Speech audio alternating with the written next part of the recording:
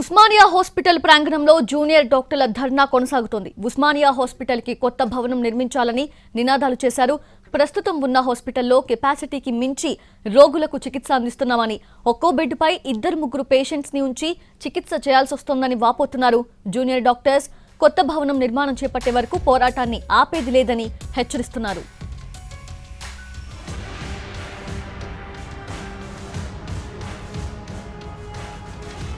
ఉస్మానియాలో junior డాక్టర్ల demands ఆందోళనకి సంబంధించిన మరింత సమాచారాన్ని మా ప్రతినిధి రాధిక అందిస్తారు. తెలంగాణ రాష్ట్రంలో జూనియర్ డాక్టర్లు సమ్మె 2వ రోజుకి చేరుకుంది. ఇవాళ ఉస్మానియాకు సంబంధించిన జూనియర్ డాక్టర్స్ అంతా కూడా పార్లమెంట్ సందర్శనకు రావడం జరిగింది.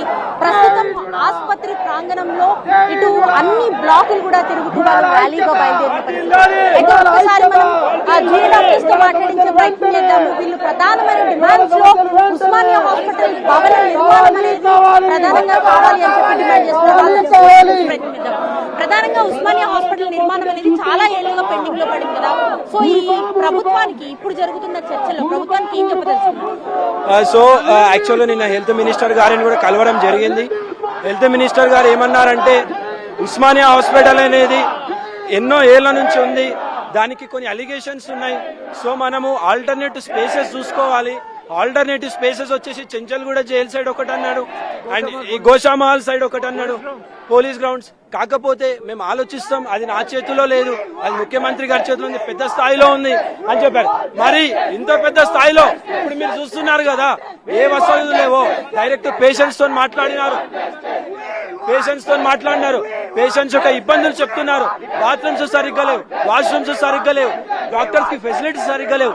మేము అందుకనే పేషెంట్స్ యొక్క బాగు కోసమే కొత్త హాస్పిటల్ కట్టమని చెప్తున్నాం. ఉస్మానియా బిల్డింగ్ డిమాండ్ చాలా ఏళ్లుగా ఉన్నా ఇప్పుడు అంటే కొత్త ప్రభుత్వం వచ్చిన తర్వాత ప్రభుత్వం నుంచి వచ్చిన స్పందన ఏ విధంగా ఉంది? నిన్న హెల్త్ మినిస్టర్ గారితో మాట్లాడినప్పుడు మాకు ఏం చెప్పడం జరిగిందంటే, ఇది చీఫ్ మినిస్టర్ గారు తీసుకోవాల్సిన నిర్ణయం అని చెప్పారు. మేము సీఎం గారిని అదే కోరుతున్నాము, మీరు త్వరగా నిర్ణయం తీసుకొని మా పరిష్కరించి కొత్త భవనం నిర్మించండి.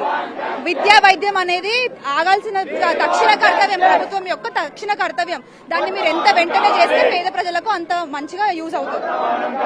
మనము ప్రధానంగా జూనియర్ డాక్టర్స్ 8 డిమాండ్లు ఏవైతే చేస్తున్నారో ఆ డిమాండ్స్ లో మనకి ఈ ఉస్మానియా బిల్డింగ్, కొత్త బిల్డింగ్ అనేది డిమాండ్ ఏదైతే ఉందో దానికి సంబంధించి ప్రభుత్వం సానుకూలంగా ఉన్నప్పటికీ కూడా ప్లేస్ దగ్గర కొంత ఇష్యూస్ వచ్చి ఆగింది అనేసి వాళ్ళ చర్చలో మాట్లాడినట్టుగా తెలుస్తుంది. సో అంటే ఇంతమంది కెపాసిటీకి మించి ఇప్పుడు ప్రస్తుతం ట్రీట్మెంట్ అందిస్తున్న పరిస్థితి కదా. ఇక్కడ ప్రస్తుతం ఉన్న ఫెసిలిటీస్ ఎట్లా ఉన్నాయి, వాటిని సరిపోక గతంలో మనం చూస్తే హెల్మెట్లు పెట్టుకొని కూడా ట్రీట్మెంట్ చేసిన పరిస్థితి.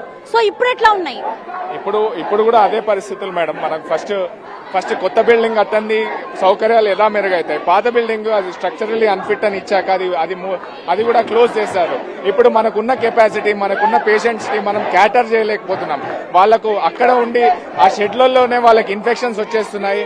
మన ట్రీట్మెంట్ కోసం మన దగ్గరకు వస్తే కొత్త రోగం మళ్ళీ తీసుకొని వెళ్తున్నారు. చిన్న వర్షం వచ్చిందంటే వరదలై పారి మొత్తం వార్డులలోకి వరదలు వచ్చిన పరిస్థితి. ఒక్కొక్క బెడ్ పైన ఏఎన్సీ బ్లాక్ లాంటి బ్లాక్స్ లో అయితే ఒక్కొక్క బెడ్ పైన ముగ్గురు పేషెంట్లు ఉండి కూడా ట్రీట్మెంట్ అందిస్తున్న పరిస్థితి. సో ఓవరాల్ గా ఉస్మానియా బిల్డింగ్ లో ట్రీట్మెంట్ సరిగ్గా అందించలేకపోతున్నాము, సౌకర్యాల లేమి విపరీతంగా ఉంది అని చెప్పి కూడా వీళ్ళు ప్రధానమైన డిమాండ్స్ లో పెడుతున్నారు. సో ఉస్మానియా భవనం పైన ప్రభుత్వం వెంటనే స్పందించాల్సిన అవసరం ఎంతైనా ఉందని చూడాలి డిమాండ్ చేస్తున్నారు. కెమెరా పర్సన్ రాకేష్ తో రాధిక, NTV, హైదరాబాద్.